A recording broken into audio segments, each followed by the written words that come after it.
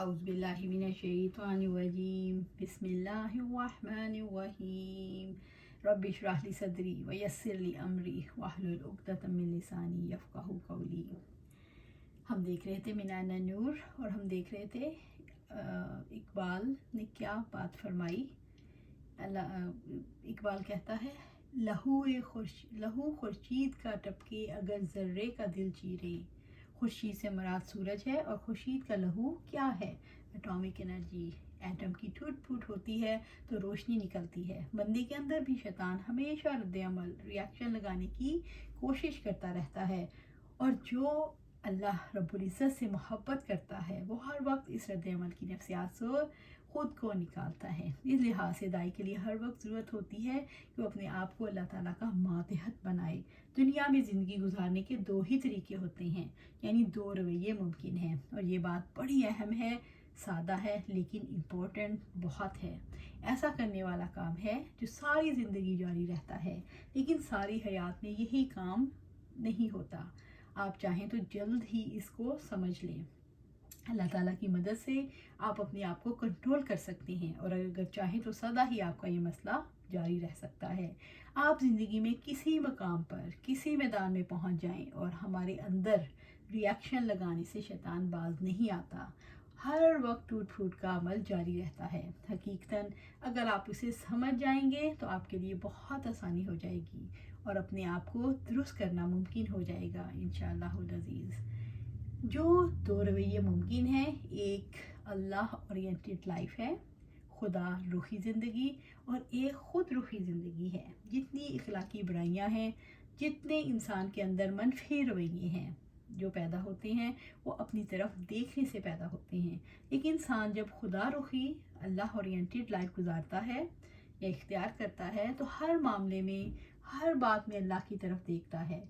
जब किसी के अंदर शैतान ने रिएक्शन लगाया और उसे गुस्सा आ रहा है तो कहता है, आऊज़ु बिल्लाहि मिनश्शैतानिर्रजीम, अल्लाह ताला की तरफ रुख कर लिया, इसकी पनाह ले ली। अब वो खुद को तो नहीं बचा सकता, लेकिन आऊज़ु बिल्लाह की वजह से इसके दिल को ये यकीन है कि मेरा रब मुझे पनाह दे देगा। और पनाह देने की बात कहाँ तक चाहिए। अपनी नबी सल्लल्लाहु अलैहि वसल्लम ने फरमाया, ए अल्लाह, मैं तेरी रहमत का उम्मीदवार हूँ, बस तू मुझे एक लम्हे के लिए भी मेरे नफ्स के हवाले ना करना और मेरे सारे कामों को दुरुस्त फरमा दे। तेरे सिवा कोई इबादत के लायक नहीं। मेरे सारे हालात की इस्लाह कर देना, तेरे सिवा कोई माबूद नहीं। ये बात कितनी अहम है। एक लम्हे के लिए भी मुझे मेरे हवाले ना करना, क्योंकि सारा मसला इंसान के अपने अंदर है। जब वो अपनी तरफ देखता है तो उसे लगता है, किसी ने मुझे ये बात क्यों कही, मेरी तरफ देखा क्यों नहीं, मुझे नज़रअंदाज क्यों किया, मेरे साथ पॉजिटिव बात क्यों नहीं की, मेरा हक क्यों नहीं मिला। हर मुकाम पर अल्लाह ताला से कटा हुआ ताल्लुक़ नज़र आता है। यह नापरस्ती का मज़हब इब्लीस का है। जब अना से ज़रब लगती है तो अंदर लोड शेडिंग हो जाती है और अंधेरा हो जाता है। बस फैसला दो चीज़ों के दरमियान है, खुद रुखी या खुदा रुखी। ज़िंदगी में अपनी तरफ रुख करेंगे तो रिएक्शन लगेंगे और अंधेरा हो जाएगा, लेकिन अल्लाह ताला की तरफ देखेंगे तो मदद मिलेगी। रोशनी के मंबा मरकज़ के साथ ताल्लुक़ बन गया तो पनाह मिल गई। जहाँ आपको जिस चीज़ की ज़रूरत होगी वो ज़रूरत को पूरी करेगा इंशाअल्लाह। जो अल्लाह ताला की तरफ देखता है वो अपनी सारी सरगर्मियों का मरकज़ और महवर अल्लाह की ज़ात को बना लेता है, और जो अपनी तरफ देखता है वो अपनी सारी सरगर्मियों का मरकज़ अपनी ज़ात को बना लेता है। मुझे क्या अच्छा लगता है, इस वक्त मुझे क्या ज़रूरत है, मैं क्या खाऊं, कौन सी बात मुझे खुश करेगी, और मैं किन लोगों के दरमियान रहना पसंद करता हूँ। हर वक्त मैं की गर्दान होती रहती है। मैं को अरबी ज़ुबान में अना कहते हैं। अना परस्ती मज़हब है, और आज के दौर का सबसे बड़ा मज़हब अना परस्ती है। मैं हूँ और मैं होता रहता हूँ। खुद एतमादी भी इसी सिलसिले की एक कड़ी है। खुद रुखी ज़िंदगी का सिलसिला कोई आसान सिलसिला नहीं, इंतहाई मुशक्क़त की ज़िंदगी है। हर वक्त अंदर आग लगी रहती है। एक आग लगती है तो इंसान खुद भी रोशन होता है और दूसरों को भी रोशनी मिलती है, लेकिन दूसरी आग लगती है तो उसकी वजह से इंसान खुद भी जलता है और दूसरे माशरे को भी जला देता है। आज के दौर में देखिए, घरों के अंदर जो फसादात हैं, सास बहू का झगड़ा, नंद भाभी का झगड़ा, देवरानी जेठानी का झगड़ा, हमसायों के दरमियान, रिश्तेदारों के दरमियान झगड़े, इन झगड़ों का सबब क्या है? खुद रुखी ज़िंदगी, मैं, अना परस्ती। اب ہم اپنے آپ کو بھی خدا روحی زندگی گزارنے کے لیے تیار کر رہے ہیں اور یہ چاہتے ہیں کہ دوسرے بھی خدا روحی زندگی اختیار کریں تاکہ ان ساری تکالیف سے نکل جائیں. لہٰذا اس کو سمجھنا بہت ضروری ہے کہ خود روحی زندگی میں انسان کے اندر کون سے جذبات ابھرتے ہیں.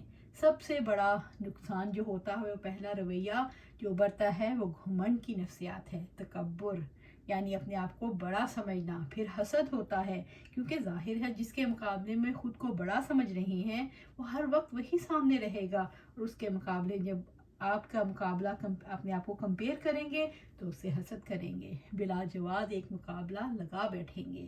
اللہ کے رسول صلی اللہ علیہ وسلم نے سچی بات کہی، تم لوگ حسد سے بچو اس لیے کہ حسد نیک کاموں کو اس طرح کھا لیتا ہے جس طرح آگ لکڑی یا گھاس کو کھا لیتی ہے.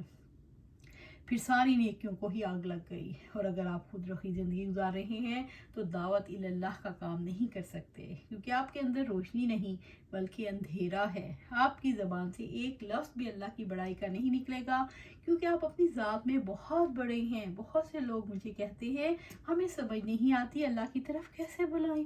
مجھے یہ سمجھ نہیں آتی کہ رکاوٹ کیا ہے. اللہ تعالیٰ کی طرف جس نے بلانا ہے، جس کے اپنے دل میں اللہ تعالیٰ سب سے بڑا ہے، اس کو اللہ اکبر سکھانے میں کتنی دیر لگے گی؟ وہاں تو ہر وقت اللہ اکبر کا مظاہرہ ڈیمونسٹریشن ہوگی. اس کی زندگی سے خود بخود لوگوں کو پتہ چل رہا ہوگا کہ اللہ تعالیٰ سب سے بڑا ہے اور اس کی زبان سے بھی وہی الفاظ نکلیں گے.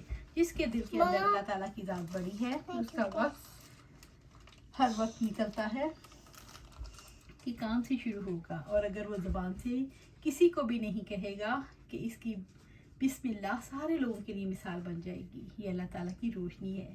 جس دل کے اندر اللہ رب العزت کی ذات بڑی ہو جاتی ہے اور جتنی بڑی ہوتی ہے اتنی روشنی پھیلنا شروع ہو جاتی ہے. الحمدللہ اس کے اپنے کردار کی اصلاح ہوتی ہے تو اس کی وجہ سے روشنی دوسروں تک پہنچنا شروع ہو جاتی ہے. زبان سے بات جب نکلتی ہے تو اندر اور باہر میں کوئی فرق نہیں ہوتا، پھر بات دل تک پہنچ جاتی ہے. الحمدللہ یہیں سے ہم بات کا سلسلہ پھر شروع کریں گے. اللہ سبحانہ تعالیٰ ہمیں اللہ اورینٹی زندگی گزارنے کی، خدا روحی زندگی گزارنے کی توفیق عطا فرمائے. اللہ سبحانہ تعالیٰ ہم اللہ آپ سے دعا کرتے ہیں کہ ہمارے دل کو اپنے نور سے روشن کر دے. آپ ہمارے دل میں صرف اور صرف آپ کی محبت ہو اور ہم آپ کے حکم کے مطابق اپنی زندگیاں گزاریں، ہم اللہ اورینٹی زندگی گزاریں. اللہ سبحانہ تعالیٰ ہمارے دل میں اپنی محبت جان گزین کر دے. اللہ سبحانہ تعالیٰ ہماری لائف کا رخ اپنی طرف کر لے. اللہ سبحانہ تعالیٰ ہماری ہر لمحہ صرف اور صرف تیرے لیے ہو. ہمارا اٹھنا بیٹھنا جینا مرنا ہر لمحہ اللہ آپ کے لیے ہو. اللہ سبحانہ تعالیٰ ہمیں یہ کس طرح ہوگا جب ہم اپنی زندگی قرآن و سنت کے مطابق گزاریں گے. اللہ سبحانہ تعالیٰ ہمیں اپنی زندگی قرآن و سنت کے مطابق گزارنے کی توفیق عطا فرمائے اور اس پر استقامت عطا فرمائے. آمین یا رب العالمین.